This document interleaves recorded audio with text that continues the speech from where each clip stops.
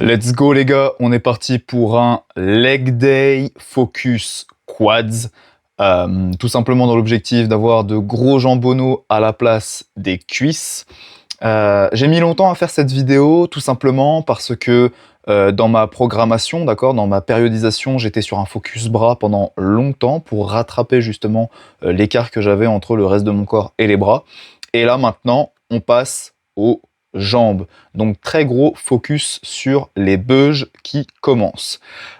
Ici, vous pouvez le voir, du coup, je commence avec des extensions mollets debout, légère flexion au niveau des genoux, je viens en amplitude complète lors de la flexion, ok, et je viens bloquer lorsque je viens en extension complète, ok. Je viens pas mettre de mouvement d'élan, ok, je coupe tout momentum tout simplement pour que mon mollet puisse bosser. Moi, comme ils sont très haut perchés vers le genou et que j'ai un tendon d'Achille qui fait des kilomètres sur tout mon tibia derrière, ça ne sert à rien d'aller bombarder les extensions mollets tout simplement parce que ce serait juste le réflexe myotatique qui profiterait, mon tendon bosserait, mon muscle, il se passerait rien du tout. Voilà pourquoi je viens faire cette pose en bas, dynamique à la montée, pose en haut, pour maximiser les gains au niveau des muscles. Je ne voulais pas filmer, mais j'ai fait 3 séries de 10 à 15. Ensuite, on enchaîne avec les ischios. Là, je suis sur un leg curl allongé. Normalement, je fais du leg curl assis. Enfin, j'aurais aimé faire du leg curl assis. Le problème, c'est que dans ma salle actuellement, le leg curl Technogym, pour ceux qui connaissent, c'est une catastrophe. C'est une catastrophe. J'ai commencé un cycle dessus. Il m'a fait super mal aux genoux. Le mouvement est instable au possible, la machine est très mal réglée, le positionnement, bref, c'est de la merde. Donc, je me suis positionné sur le leg curl allongé, exercice à forte tension de contraction. Malheureusement, je ne peux pas avoir de maximisation au niveau de ce leg curl pour justement maximiser mon travail hypertrophique sur les ischios avec la relation tension-longueur que j'aurais pu avoir sur un assis, mais on fait le taf sur du allongé. 4 séries au total. Ensuite, je viens préchauffer la zone avec du leg extension. Donc là, on commence la séance quads pour de vrai. Donc là, je prends un leg extension, début de séance, et je viens faire maximum 20 reps avec un poids très léger, tout simplement pour gorger mon muscle de sang. Ok, je fais que 2 séries de 15 à 20 reps et je m'en fous. Je ne vais pas chercher à surcharger progressivement sur cet exercice. On s'en fout, c'est juste là pour échauffer. D'accord? Juste là pour échauffer, au fur et à mesure du cycle, bien évidemment que le poids va augmenter, mais je ne vais pas chercher à le calculer. Ok? Là, je ne me rappelle plus, j'ai mis 25 ou 30. On s'en fout. Dans 4, 5 mois, ça se trouve, je mettrai 35, 40, que sais-je, je m'en fous. Je cherche juste un poids qui me permet d'avoir une bonne sensation, une bonne congestion et amener du sang dans la cuisse. Et on s'en fout de la surcharge progressive. Là, c'est juste pour réveiller mes quads. Ok? Donc, voilà l'optique. Je commence par les mollets et le leg curl, tout simplement parce que j'augmente ma stabilité au niveau du genou, d'accord? Et je viens faire des muscles qui ne vont pas du tout être priorisés dans cette séance. Autant les mettre au début, quand j'ai encore de l'énergie et que je suis frais nerveusement, plutôt que après m'être mangé toute la séance quads dans la tronche. Au moins, ça m'empêchera pas d'avoir des quads et d'être frais pour les quads. Premier vrai exercice, forte tension d'étirement. Je vous déconseille de le faire avec du poids si vous êtes débutant ou que vous n'avez jamais fait cet exercice, tout simplement parce que là, on va chercher de grandes longueurs musculaires à avoir un très grand étirement, que ce soit au niveau de votre os iliaque ou de votre genou qui va avoir justement cette très forte tension d'étirement sur les deux côtés du quad vu qu'on se penche très très loin en arrière et qu'on a une très grande flexion au niveau du genou. Là, je commence un cycle, je suis en 6-15 sur celui-là. Je viendrai développer peut-être dans une autre vidéo pourquoi est-ce que c'est un 6-15. Ok, 2 séries, on s'envoie. Et là, le premier exo, vraiment, où on va chercher de la masse, ok, au niveau de ses quads. Le CC squat, lui, allait justement me réveiller d'autant plus que le leg extension, allait maximiser l'étirement, d'accord, parce que j'ai les quads qui sont assez courts, ok. Donc là, je vais vraiment chercher à les réveiller très fortement et je vais chercher à surcharger progressivement dessus. C'est un réel exercice. Et là, ensuite, on passe au hack squat où on va chercher à développer le plus de force possible, le plus de gains. On va chercher la viande. En tout, j'ai 4 séries dessus. Comme je vous le disais, ça fait un moment que je devais vous faire cette vidéo. Ça fait déjà bien 8 semaines que j'ai commencé ce cycle. Donc j'ai terminé une phase 1 où j'étais beaucoup en 3 séries sur mes exercices, d'accord? Là, j'ai diminué certaines reps, enfin certaines séries sur mes exercices d'isolation notamment, pour maximiser le nombre de reps au niveau de mes polyarticulaires. Donc là, par exemple, le A-squat, qui était à 3 séries avant, boum, il passe à 4 séries.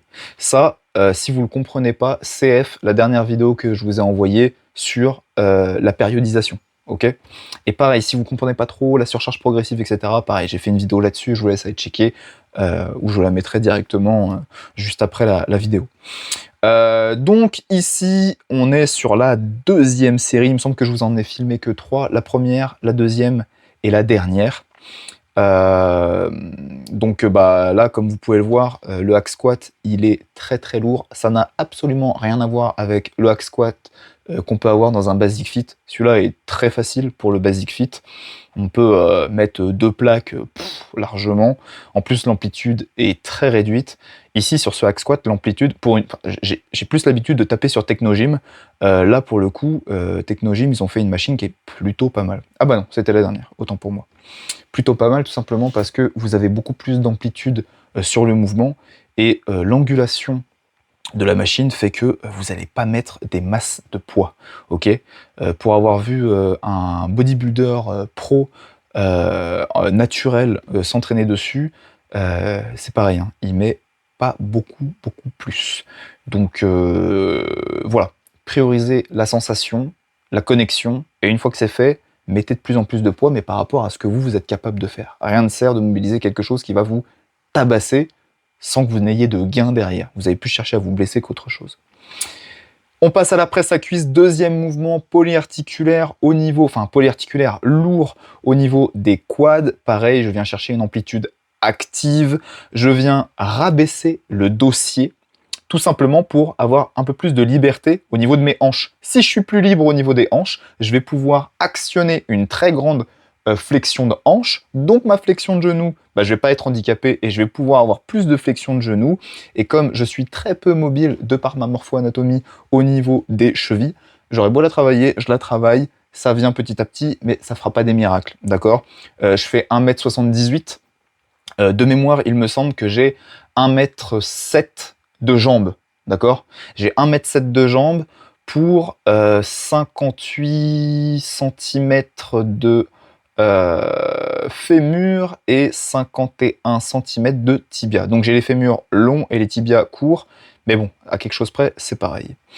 Juste après, je viens sur un leg extension. Donc ce leg extension, vous vous rappelez, je l'ai mis en tout début pour préchauffer la zone, d'accord, pour amener du sang. Là, sur le dernier, c'est un véritable exercice. Là, je mets un poids et je vais chercher à tout donner, à surcharger progressivement. Là, il compte pour de vrai. Je vais noter dans mon logbook combien j'ai fait de répétitions, combien j'ai fait de séries, le poids que j'ai manipulé, etc., etc. D'accord? Ça compte comme un vrai exercice. Je le mets en tout début pour réchauffer et on s'en fout de la surcharge, et je le mets tout à la fin en vrai exercice où je viens terminer en fait tout simplement mes quadriceps.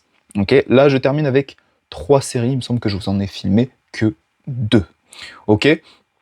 La fin de séance, je vais revenir du coup par rapport à la morpho-anat, parce que beaucoup disent que ça n'existe pas, ça me fait bien rigoler. Effectivement, si j'avais des fémurs beaucoup plus petits, ok, bien évidemment, ou des tibias plus petits encore, mais bon, moi, pour mon cas, c'est les fémurs, bien évidemment que ma souplesse de cheville serait beaucoup plus grande, d'accord. Comme j'ai de très grandes jambes, d'accord, et un tout petit torseau, je vais être très pénibilisé par tous les mouvements de triple flexion et triple extension si je me contrains au niveau de la flexion de hanche. Ok? Si ma flexion de hanche est contrainte, c'est-à-dire que je vais chercher à refermer ou que je vais anguler avec la presse, avec un dossier qui va me chercher à me fermer, et je vais pas pouvoir descendre. Tout simplement parce que j'ai un levier qui est très grand en face de moi. Si tu es tout petit, je serais pas embêté. D'accord? Mais j'ai un très grand levier qui fait que du coup, ça me bloque. Je vais devoir, et c'est ce que je vous conseille de faire, surtout si vous faites plus d'1m75 et ou que vous êtes longiligne, d'accord? Donc vous pouvez faire 1m50 et être longiligne, d'accord? C'est tout simplement par rapport à la taille de vos leviers, par rapport à votre torse. tout simplement, ok? Ça, je vais peut-être faire une vidéo là-dessus pour que ce soit beaucoup plus compréhensible pour vous. Donc, qu'est-ce que je disais? Oui, par rapport à la flexion de hanche, plus vous allez ouvrir les genoux, ok, en la direction de l'extérieur, hein, pour former un V vulgairement, que vous allez abaisser votre dossier de la presse, ok, plus vous allez avoir de liberté de mouvement pour descendre, donc vous aurez une grande flexion de genou également. Et comme le quadri, l'un de ses faisceaux, le droit fémoral, vient s'insérer au niveau de votre os iliaque, d'accord? Eh bien, vous avez tout intérêt à avoir une grande flexion pour ensuite avoir de l'extension, pour activer absolument tous les faisceaux des quadriceps. Ok? Donc non, arrêtez de faire des mouvements avec les pieds serrés ou avec le dossier complètement rentré, d'accord? Pareil pour le hack squat, je suis pas revenu là-dessus, mais ça sert à rien de mettre les pieds tout en bas si votre flexion de cheville est éclatée contre le sous-sol, vous allez juste vous blesser. Ou décoller la pointe de pied. Si vous décollez la pointe de pied et que les talons sont dans le vide, vous avez un potentiel de force qui est amoindri. Potentiel de force amoindri veut dire que vous allez mettre moins lourd. Si vous mettez moins lourd, potentiel hypertrophique beaucoup plus bas, tout simplement. D'accord? Vous allez niquer vos gains. Alors certains vont me dire oui, mais non, parce que du coup, tout le poids va venir sur le quadriceps, puisqu'on aura une plus grande flexion de genou, etc. Nanani, nanana. Ok. Voyez dans le temps. Voyez l'usure que cela peut apporter. Regardez, sur le sissy squat, je suis pas contre vous dans le sens où, oui, je mets tout le poids de mon corps sur mon pied, j'ai une très grande flexion de genou. Ok, pas de souci, mais c'est un poids que je manipule avec mon propre poids de corps. D'accord? C'est un mouvement dit un peu plus fonctionnel, même si j'aime pas trop le terme, mais j'y reviendrai peut-être après. Et je vais pas chercher à surcharger de fou furieux au niveau de cet exercice, dans le sens où je vais pas pouvoir mettre 50 kg, 80 kg, 100 kg, 200 kg sur un sissy squat. Ça n'aurait aucun sens. D'accord? Et ce serait beaucoup plus délétère qu'autre chose. Donc voyez sur le long terme, mettez vos pieds bien à plat, poussez très fort dans le talon et l'extérieur du pied, et vous maximiserez vos gains en hypertrophie, même sur vos quadriceps. Vous inquiétez pas, la flexion de genou va être opérationnelle, d'accord? Surtout si vous respectez votre morpho-anatomie et que vous vous mettez dans une position où vous êtes à l'aise naturellement. De toute façon, votre corps se mettra, vous allez très vite le savoir quand vous allez être contraint articulairement, ok? Tout ça pour finir sur cette vidéo sur le fait que c'est pas parce que vous êtes longiligne que vous ne pouvez pas faire de squat ou que vous ne pouvez pas faire de triple flexion et triple extension, que vous n'allez pas avoir de cuisses, etc., etc. Ce n'est pas ce que j'ai dit. J'ai dit qu'il fallait adapter et ne pas regarder par exemple ses voisins qui seraient brevelines et qui peuvent descendre presque le dos complètement droit avec une très grande flexion de genou et une très grande flexion de cheville. Tout est à adapter par rapport à votre structure, la taille de vos segments, votre longueur musculaire, votre longueur tendineuse, etc., etc. Les amis, let's go pour avoir de gros cuisseaux. Hâte de vous faire une review de avant-après. Comme je vous ai dit, là, ça fait 8 semaines que j'ai commencé. Je suis sur ma 9e ou 10e semaine. Il faudrait que je regarde sur ma prog. Donc ça va aller au fur et à mesure. Je pense que d'ici 2-3 mois, il y aura un début de changement très probant. Bon, moi, je commence déjà à observer des changements, mais parce que c'est moi, je suis en interne et je m'observe beaucoup dans le sens où c'est mon job, en fait, tout simplement. Donc, je commence à constater une légère évolution. Au fur et à mesure, ça va venir pousser. Hâte de vous partager tout ça. Si vous avez des questions ou des suggestions, que sais-je, n'hésitez pas, la barre des commentaires est là-dessus. Elle est faite pour ça, justement. Allez-y, vous pouvez vous faire plaisir dans la barre des commentaires. Hâte de pouvoir vous parler d'autres sujets. Et n'hésitez pas à me dire qu'est-ce que vous voulez que je développe pour les autres vidéos. Ça pourrait être très intéressant de pouvoir répondre à vos demandes. Sur ce, prenez soin de vous. Je vous souhaite d'avoir des grosses cuisses. Et je vous dis à très vite. Ciao, ciao.